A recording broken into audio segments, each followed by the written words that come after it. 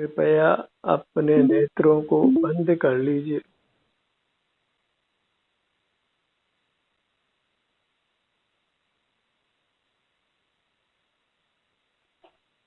अपना ध्यान अपने आप पर लाइए।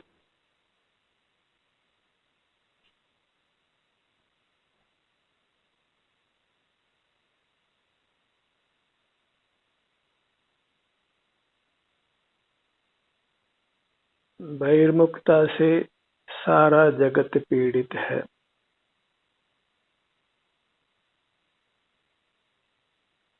दुख का कारण कहीं बाहर नहीं है, वह हमारे भीतर हमारी बहिर्मुखता है।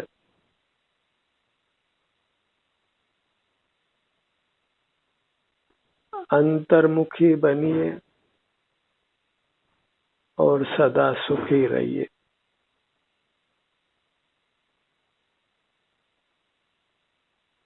अपनी मुद्रा ही एक आनंददाता है।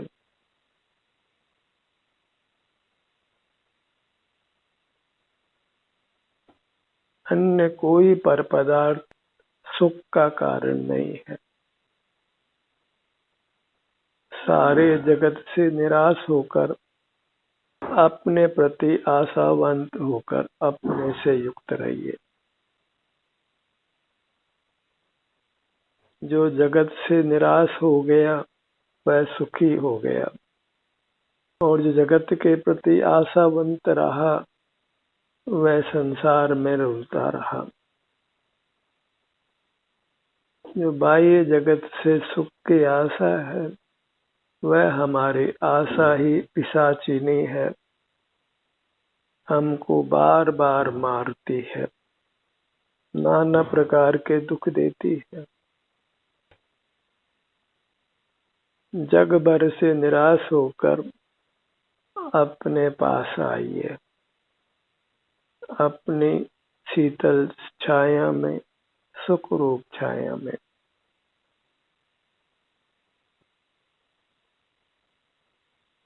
सिर से पांव तक हम सुख के बने हुए हैं। बस अपने से युक्त रहने का अभ्यास कीजिए। अपने से युक्त रहने का अभ्यास ही ध्यानाभ्यास है।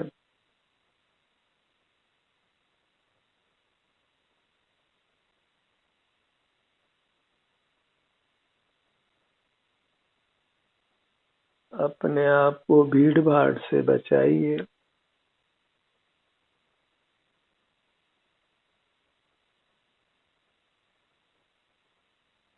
विकल्पों की भीड़ भाड़ और बाहर के पदार्थों की भीड़ भाड़। इंद्रिय ज्ञान में बाहर के पदार्थ लक्षित होते हैं, इसलिए इंद्रिय ज्ञान का निरोध कीजिए। मन से विकल्पों की मार होती है, इसलिए मन को वश में कीजिए, कुछ विचार मत करिए और इसके लिए अंतर्मुखी बनिए। सिर से पांव तक अपनी इस दिव्य काया का एहसास कीजिए। यह दिव्य काया ही आनंद मूर्ति है, भगवान है। भगवान को मंदिरों में ढूंढना बंद कीजिए, उससे कुछ भी हासिल होने वाला नहीं। भगवान से सुख की आशा करना वह आशा पिशाचिनी है। भगवान ही सुख देते तो सारे जगत को सुखी कर देते, किसी को दुखी नहीं रखते, क्योंकि परमात्मा को दयालु माना गया है। पर कोई जीव किसी को सुखी नहीं कर सकता है। परमात्मा भी एक जीव है, हम जैसे ही, बस वे मूर्त काया से मुक्त हो गए हैं। जगत की से सुख की आशा छोड़कर वे अपने में अनुरक्त हैं, और वही हमको करना होगा, अपने में अनुरक्ति। अपने में मगनता, अपने में लीनता। अपने को पहचानिए, सिर से पांव तक ही ये मैं हूँ, ऐसा हमें अनुभव होता है। और ये अनुभव सत्यार्थ है। हम सिर से पांव तक हैं, मूर्त काया के बराबर हमारी अमूर्त काया है। बस जिसने भी इससे सुख की आशा लगाई वह सुखी हो गया, उसको निराश नहीं होना पड़ा। एक भी अपवाद नहीं है। जो भी अपने सन्मुख हुआ वह सुखी हुआ और वह परमात्मा हो गया। थोड़ा अभ्यास की आवश्यकता है। इसी अभ्यास को करते हुए रहने से बद्ध मूर्त कर्म नष्ट हो जाते हैं और यह जीव प्रकट परमात्मा हो जाता है, पूर्ण सुखी हो जाता है। काया और माया का भेद जान लीजिए। काया अपने सुख का कारण है और बाहर के सब पर पदार्थ वे वास्तव में आश्रय करने पर दुख के ही निमित्त हैं, सुख के निमित्त नहीं है। कोई एक दूसरे का उपकार अपकार नहीं कर सकता है। बस अन्य पदार्थ हमारे संसार में निमित्त होते हैं और हमारे साथ बद्ध मूर्त काया भी अन्य जीवों के संसार में निमित्त होती है। शुद्ध अमूर्त जीव किसी के सुख दुख में निमित्त नहीं होता, क्योंकि वह अन्य जीवों के ज्ञान का विषय नहीं बनता।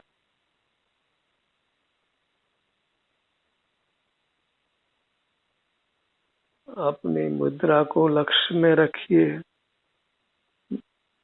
जिस भी आसन में आप हैं, जिस भी मुद्रा में आप हैं, वहीं तक अपने ध्यान को सीमित रखिए।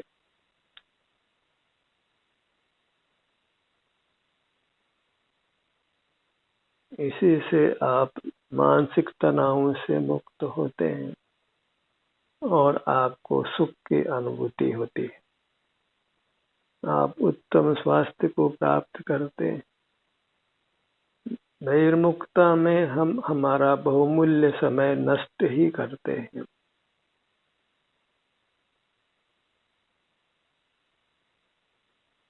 अपने शरीर तक अपने को सीमित कीजिए। इतना ही मोक्ष मार्ग है। मूर्त से के बराबर अपनी अमूर्त काया है।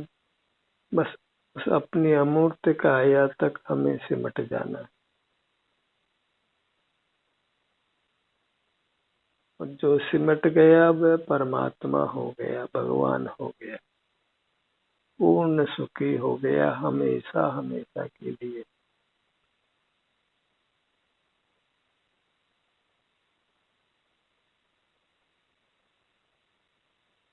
जब पानी में कछुए पर ऊपर कोई चोट पत्थर आदि गिराता है तो वह कछुआ सिमट जाता है और गहरे पानी में उतर जाता है और उसको चोट नहीं लगती है। ऐसे ही हमको सिमट जाना है, फिर हमको बाहर की कोई चोट नहीं लगती है।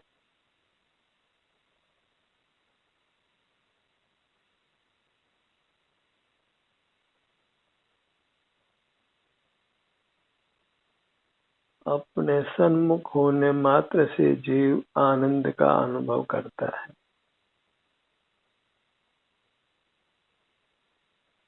हर भाग के सन्मुख अपने आप को लाइए, बारी बारी से हर भाग को स्वस्थ रखिए और सुखी रहिए।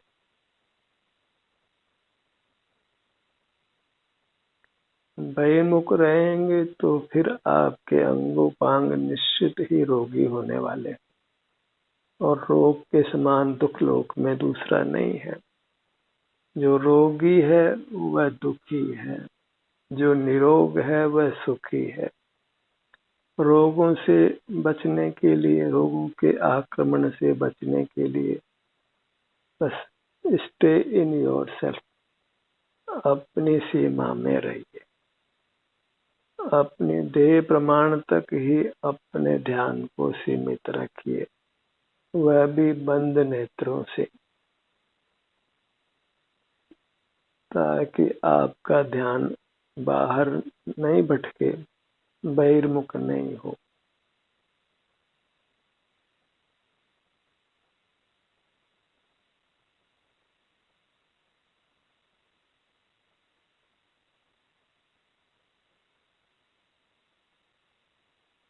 अनुभव के लिए न इंद्रियों की जरूरत है, न प्रकाश की ही जरूरत है। इंद्रियों को बंद रखिए और रात्रि है तो प्रकाश को भी बंद रखिए।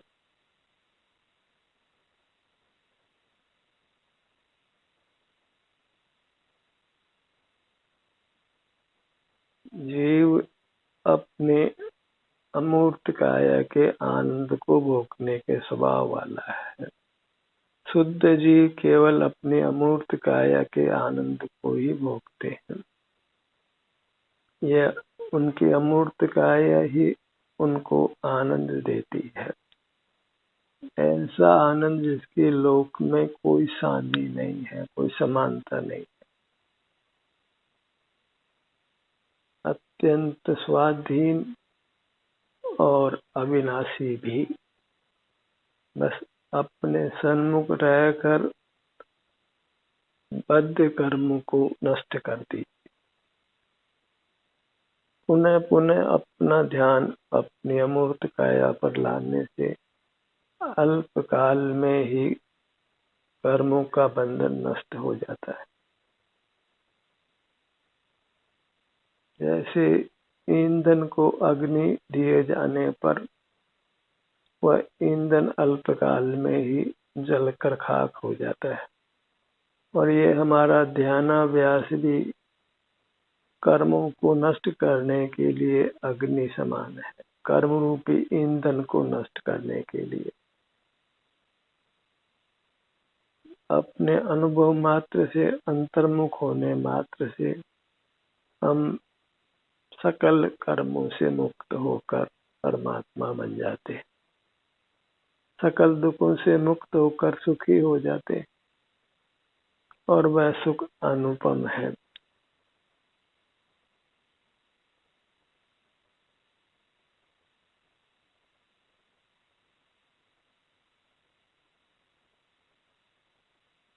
धन को स्वीकार करिए, धन की आवश्यकता नहीं रहेगी।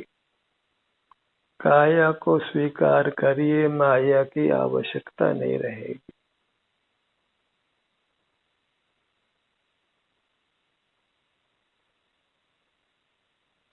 ये ध्यानाभ्यास ही, अपनी काया का एहसास ही हमारा उत्तम आहार है, उत्तम औषधि है, और वही हमारा उत्तम निवास है।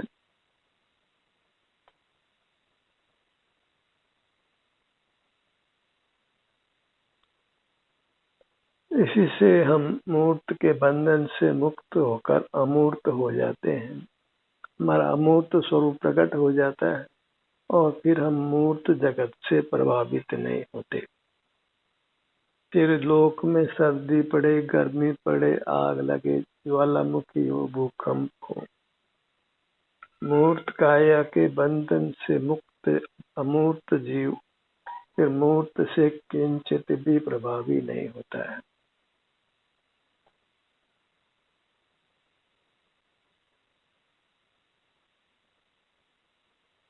जब हमारा स्वरूप अमूर्त है तो उसकी अमूर्तता को प्रकट करने का संकल्प कीजिए।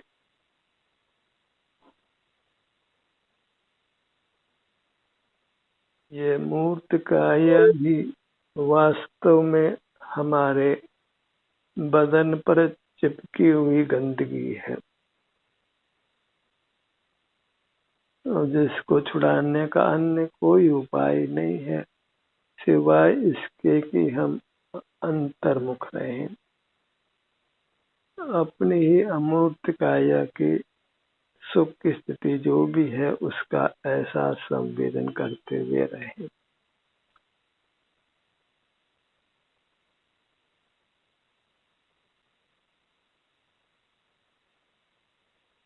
अपने ध्यान को अपने मुखमंडल पर लाइए।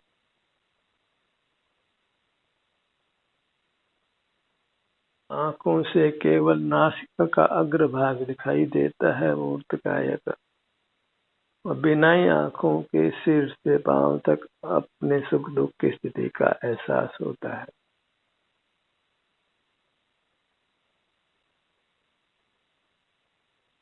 और यह एहसास ही हमको शारीरिक मानसिक औपाधिक दुखों से दूर करता है।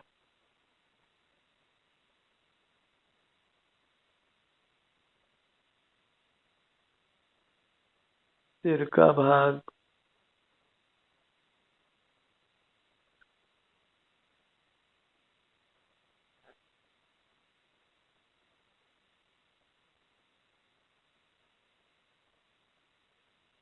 नेत्र बंद कर जो काया हमें वेदन में आती है, अमूर्त होकर भी वह काया ही वास्तव में परमात्मा का रूप है।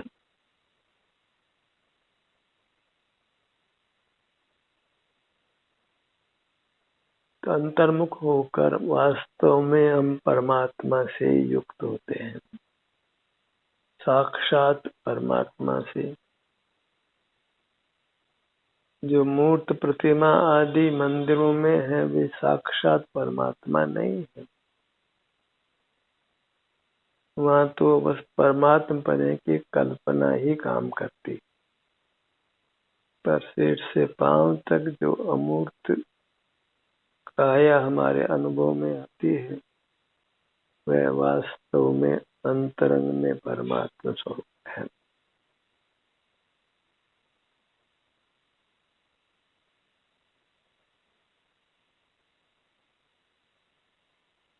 जहाँ अंतर्मुख रहने लगते हैं वहां पर जीवन में फिर आनंद ही आनंद होता है।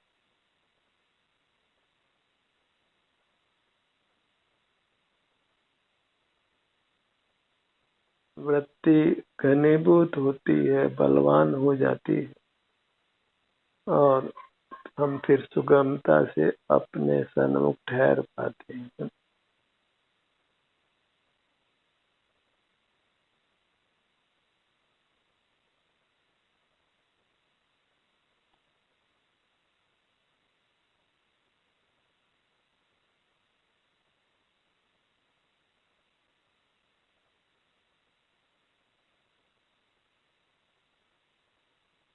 अपने दोनों नेत्रों के भाग पर आइए।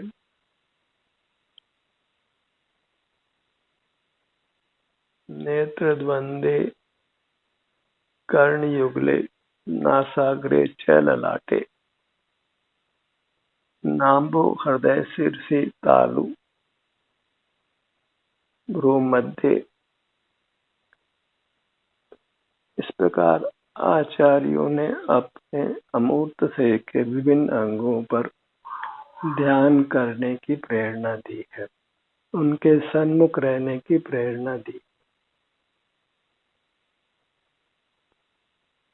और इसी को मोक्ष मार्ग रूप से प्ररूपित किया है। इसी विधि से जीव सकल कर्मों से मुक्त होकर परमात्मा बनता है। इसका दृढ़ श्रद्धान कीजिए और इसी में अपनी पूरी शक्ति लगाइए। अन्य कुछ विकल्प करना नहीं, साक्षात अपनी आनंद मूर्ति से जुड़कर आनंद को भोगना है। बीच में जो कर्मों का उदय है जिससे कुछ शारीरिक वेदना होती है उससे भी आप अल्पकाल में मुक्त होंगे और अति उत्तम स्वास्थ्य प्राप्त होगा। जैसा संसार के अन्य जीवों को प्राप्त नहीं है, ऐसा उत्तम स्वास्थ्य आप प्राप्त करेंगे। सर्वांग में आनंद की अनुभूति होगी, निराकुलता होगी, चिंता तनाव मुक्त होंगे, विषयाभिलाषा समाप्त होगी और आत्म संतुष्टि, आत्म संतोष का महान गुण प्रकट होगा। जब हम अपने से ही संतुष्ट रहेंगे और बाह्य पदार्थों की इच्छा नहीं होगी, बाह्य पदार्थों का सेवन नहीं होगा, हम अपने में ही लीन होंगे। अपने नासिका भाग पर आइए, नासाग्र दृष्टि कीजिए।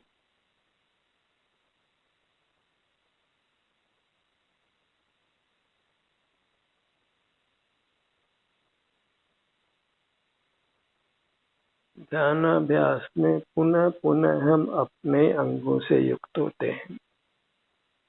कोई नया नया प्रयोग नहीं होता है। यही प्रयोग, एक ही प्रयोग हमको परमानंद देता है, मोक्ष देता है और इसका कोई विस्तार नहीं है। बस इसकी श्रद्धा हो तो इस काम को हम सुगमता से कर सकते हैं। इस मोक्ष पथ पर हम चल सकते हैं और इस मार्ग को पूर्ण कर सकते हैं, मोक्ष रूपी गंतव्य को पा सकते हैं। और हमारी बुद्धि अगर पसरती है, फैलती है, तो फिर मोक्ष मार्ग हमसे दूर है। अज्ञान में जीव विकल्प ही करता आया है। जो केवल विकल्प ही करता है वह नपुंसक है, अज्ञानी है। उससे सुख रूपी खेती नहीं होती है, वह सदा दुख को ही भोगता है। जो अपने सन्मुख होकर निर्विकल्प रहते हैं वे ही स्वस्थ रहते हैं और सुखी रहते हैं। किसी प्रकार की आपदा उनको नहीं आती, कोई दुख उनके पास नहीं आता। अपने ध्यान को अपने दोनों होठों पर लाई। मुख का भाग,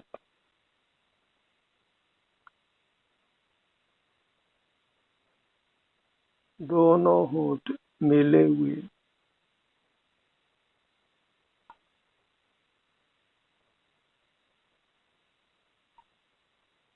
मुख के भीतर आइए। दंत पंक्ति, जिह्वा और तालु और कंठ, यहाँ जो भी संवेदना है उसका अनुभव कीजिए। दंत पंक्ति, जिह्वा, तालु, कंठ।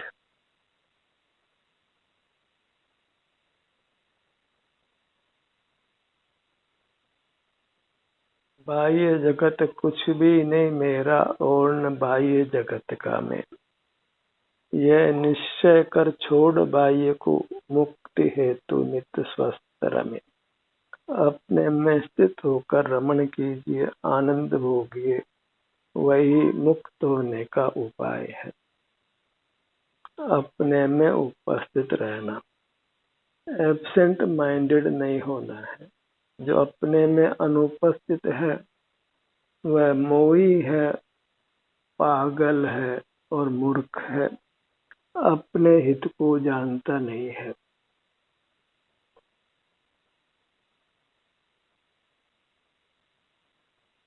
दोनों कानों का भाग,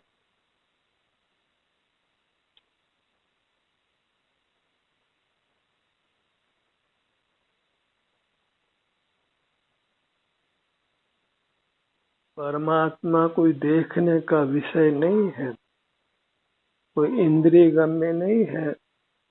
अपनी मूर्त को ही परमात्मा के रूप में अनुभव में लीजिए।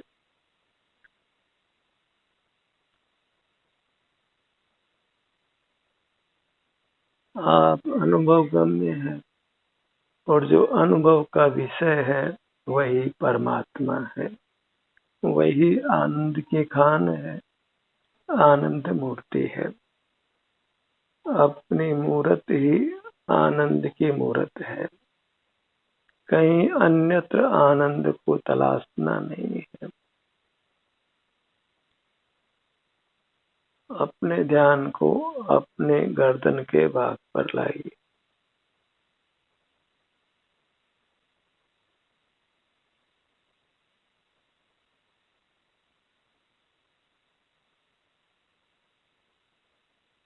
धड़ का विशाल भाग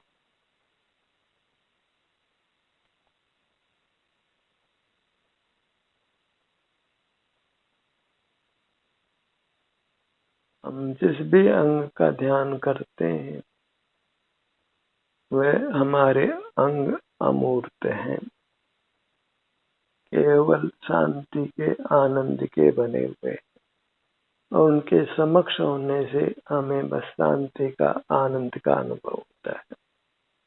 ऐसा आनंद ही हमारा रूप है। आनंदम ब्रह्मणो रूपम निज देहे व्यवस्थितम ध्यानहीना न पश्यन्ति जातंदा एव भास्करम। जैसे जन्मांध सूर्य को नहीं देखता है, ऐसे मोही बहिर्मुख जीव अंतरंग में स्थित अपने इस आनंद की खान को अनुभव में नहीं लेते।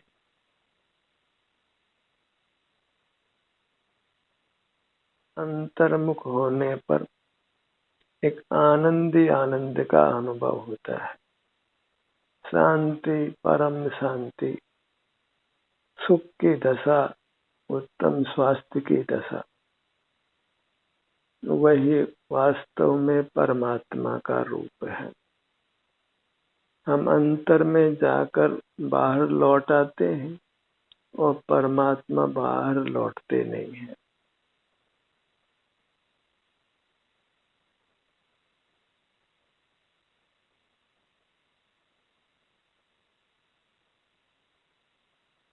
दोनों भुजाएं, दोनों पैर, सीना, पेट और पीठ,